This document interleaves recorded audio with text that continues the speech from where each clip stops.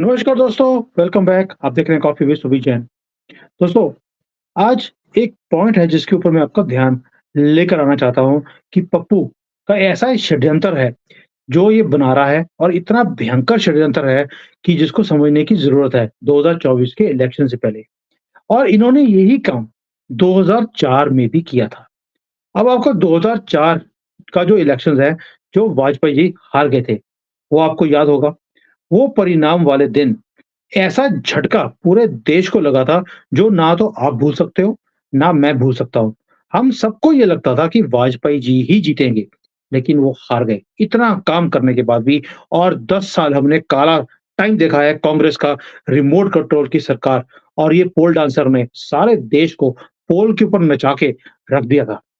और सारे opinion poll 2004 में एक ही बात बोलते थे, जो आज भी बोलते हैं। सारे सर्वे, सारे राजनीति के जो पंडित हैं, वो एक ही बात बोलते थे कि वाजपेयी जी का कोई अल्टरनेटिव देश के अंदर है ही नहीं। और ये जो इसको बोलते थे TINA, TINA, there is no alternate to Vajpayee जी।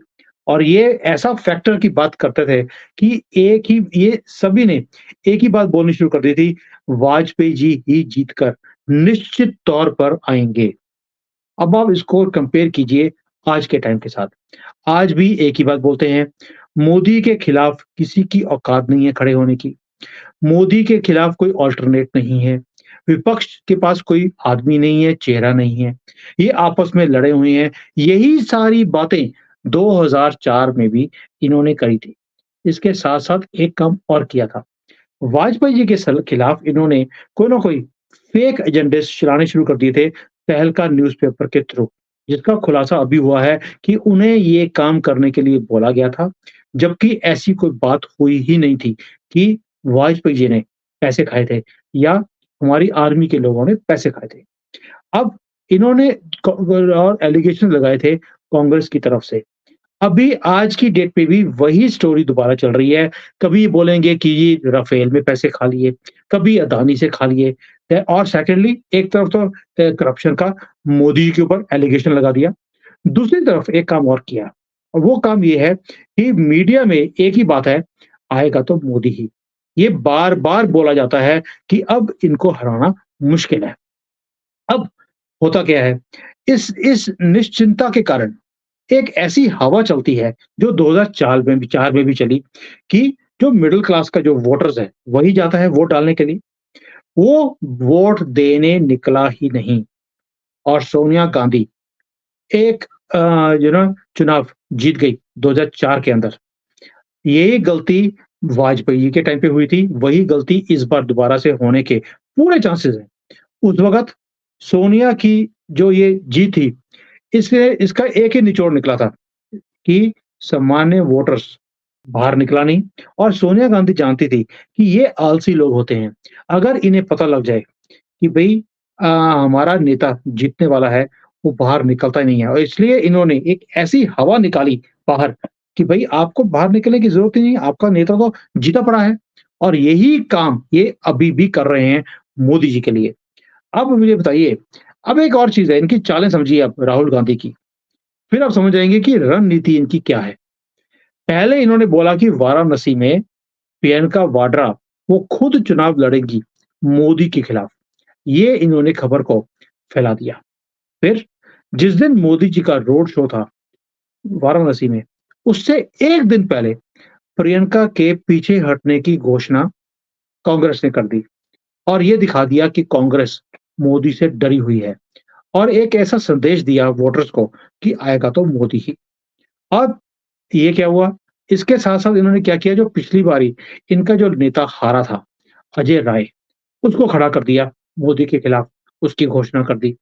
सपा है, बसपा है, इन्होंने भी काशी में जो मेयर के चुनाव हैं, उसमें हारे हुए उम्मीदवार को खड़ा कर दिया। आप देखते जाइए सारी इनका गेम प्लान कैसे चल रहा है।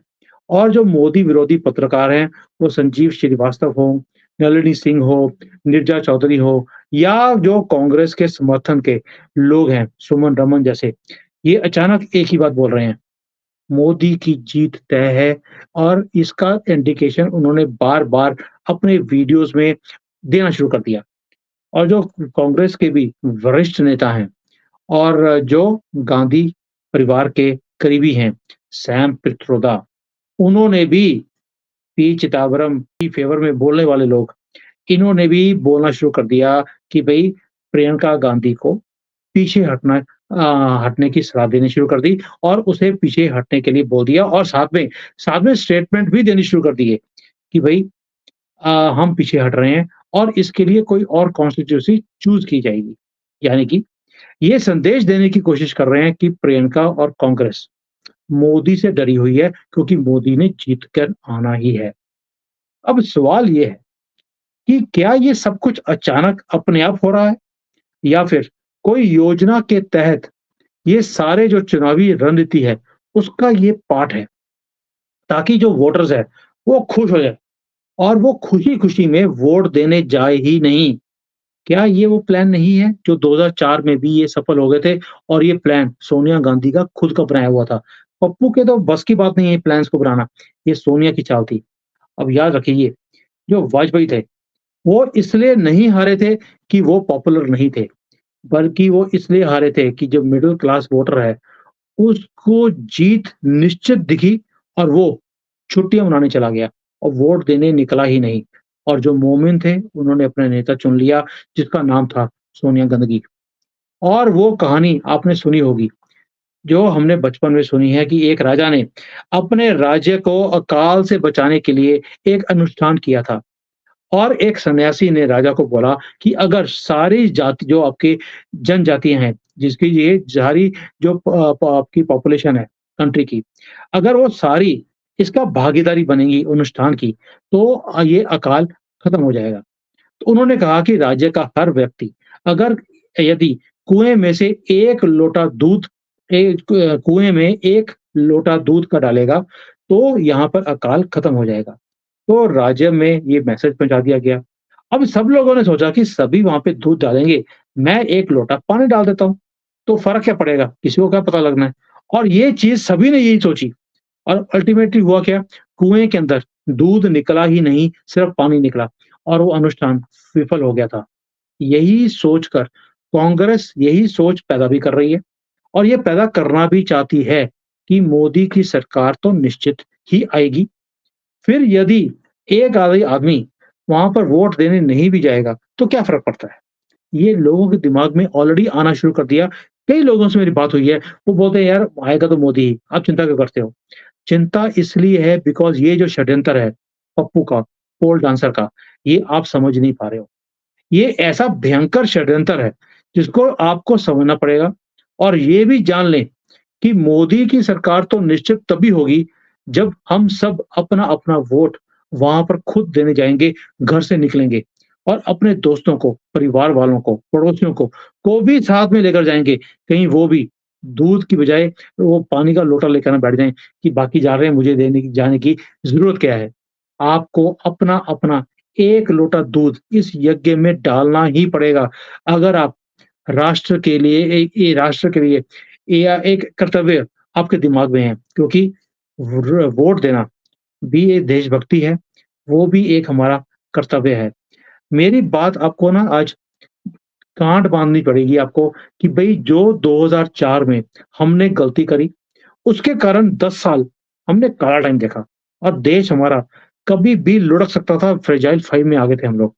और ये देश का ये हाल था कि दुनिया ने जो सक्सेस स्टोरी थी भारत की, उसको सोचना ही बंद कर दिया, हमारी तरफ देखना बंद कर दिया और उन्हीं 10 सालों में चाइना 3 ट्रिलियन से 15-16 ट्रिलियन पे पहुँच गया।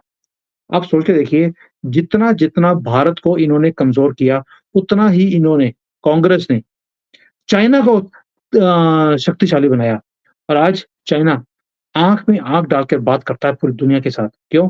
क्योंकि वो नींव उसकी स्ट्रॉन्ग बन गई उस 10 सालों में।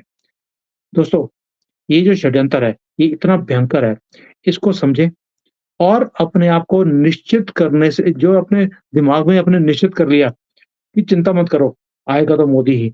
इस कीड़े को आपको बाहर निकालना पड़ेगा क्योंकि ये इतना बड़ा षड्यंत्र है, ऑपोज़िशन की तरफ से, स्पेशली कांग्रेस की तरफ से और हमारे लिब्रांडुओं की तरफ से।